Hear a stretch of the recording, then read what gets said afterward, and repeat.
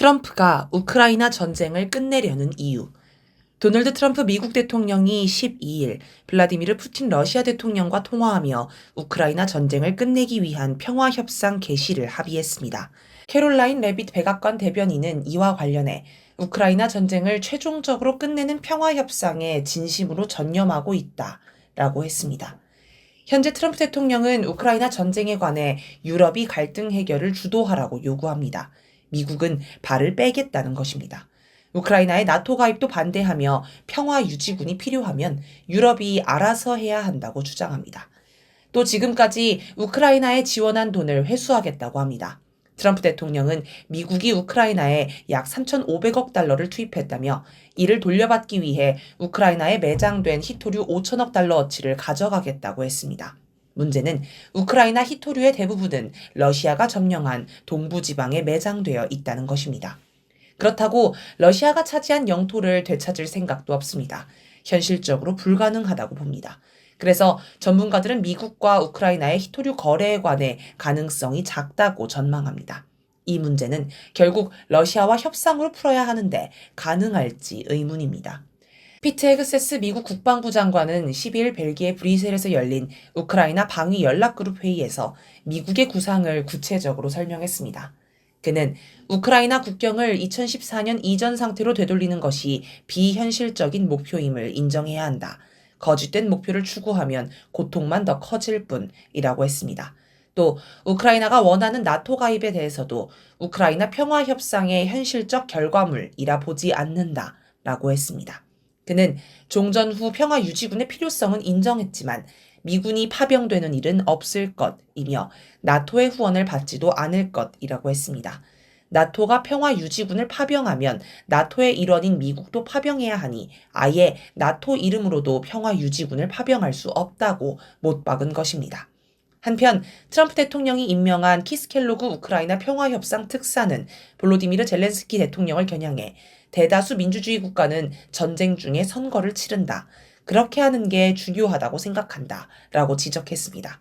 현재 젤렌스키 대통령은 지난해 3월 20일로 임기가 끝났지만 전쟁을 핑계로 대선을 미루고 있습니다.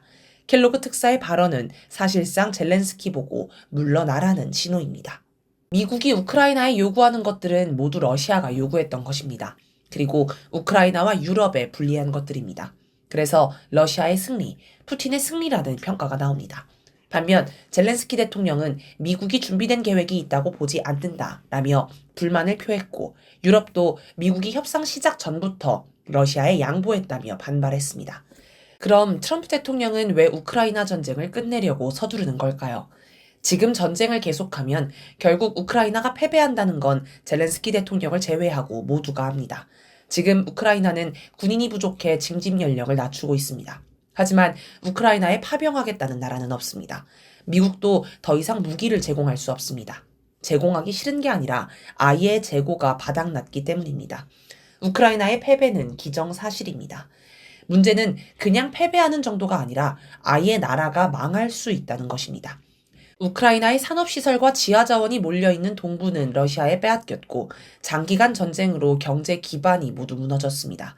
한창 일할 수 있는 사람들은 전쟁터에서 죽거나 징집을 피해 해외로 도망갔습니다. 전쟁이 끝나면 젤렌스키 정권은 순식간에 무너지고 러시아의 영향 아래 칠러 정권이 들어설 것입니다. 이건 그나마 나은 편이고 아예 동부는 러시아가, 서부는 폴란드와 루마니아가 차지하면서 나라 자체가 세 개로 쪼개질 것이라는 주장도 있습니다. 어떻게 되든 러시아 턱 밑에 미국 거점이 아예 사라집니다. 그러니 완전히 거덜나기 전에 손해를 보더라도 일단 전쟁을 멈추려는 것입니다. 미국은 나라가 망하든 말든 자기 권력을 유지하기 위해 전쟁을 계속하려는 젤렌스키 대통령을 찍어 누를 것입니다. 트럼프 대통령은 이 상황에서도 하나라도 건질 게 있을지 주파나를 튕기고 있을 것입니다. 그게 바로 히토류와 재건 사업입니다. 미국은 2008년 국제금융위기를 거치며 장기간 경제 위기에 빠집니다. 양적 완화라는 이름으로 정부가 엄청난 돈을 쏟아부어 파국을 막아왔지만 부작용이 심각했습니다. 실물 경제가 살아나기보다는 투기 자본만 성장하는 거품 경제, 빈익빈 부익부로 인한 극단적인 양극화 현상으로 언제 경제가 경착륙할지 모를 상황이었습니다. 미국 정부가 무한정 돈을 풀 수도 없으므로 언젠가 양적 완화를 멈춰야 하는데 양적 완화를 멈추는 순간 경제 충격이 엄청날 것이라서 누구도 손을 못 대고 있었습니다. 그런데 2020년 갑자기 코로나19 사태가 터집니다. 경제가 파국으로 흘러갔지만 다들 코로나19 때문이라고 여겼기 때문에 정부 처지에서는 바이러스 덕을 본 셈입니다. 그 후 미국은 시엘가스에 승부를 걸었습니다. 시엘가스 개발로 1위 산유국 자리를 탈환한 미국은 새로운 석유가스 판로를 찾다가 유럽에 눈독을 들이기 시작했습니다. 유럽이 러시아의 에너지 자원을 의존하는 걸 보고 우크라이나 전쟁을 일으켜 유럽과 러시아를 갈라놓았습니다. 유럽은 울며 겨자 먹기로 바로 옆에 값싼 러시아 가스를 두고 멀리서 비싼 미국 가스를 수입해야 했습니다. 전쟁 덕에 미국 시엘가스 업계는 떼돈을 벌었습니다. 그런데 우크라이나 전쟁을 통한 시엘가스 호황은 바이든 정권의 치적입니다. 트럼프 대통령 처지에서는 이걸 계속 이어나가 봐야 바이든 민주당 좋은 일만 하는 것입니다. 그래서 트럼프 대통령은 독자적인 사업을 물색하다가 우크라이나의 히토류를 골랐습니다. 또 자기 전공인 부동산 사업과 관련한 우크라이나 재건 사업에도 관심이 많습니다. 물론 이런 걸로 미국이 얻는 것보다는 잃는 게 훨씬 큽니다. 러시아의 승리로 전쟁이 끝나면 전 세계가 러시아와 손을 잡으려 할 것입니다. 미국의 압박에 못 이겨 대러 제재에 동참했던 나라들도 고개를 숙이고 러시아에 접근할 것입니다. 한국 기업들은 하루빨리 대러 제재가 끝나기를 기다리고 있습니다. 현대차는 전쟁 초기에 대러 제재만 끝나면 공장을 돌려받기로 하고 러시아 공장을 현지 기업에 사실상 거저 넘겨줬습니다. 당연히 돌려받으러 갈 것입니다. 러시아에서 인기가 많았던 삼성 갤럭시 스마트폰도 다시 들어갈 것입니다.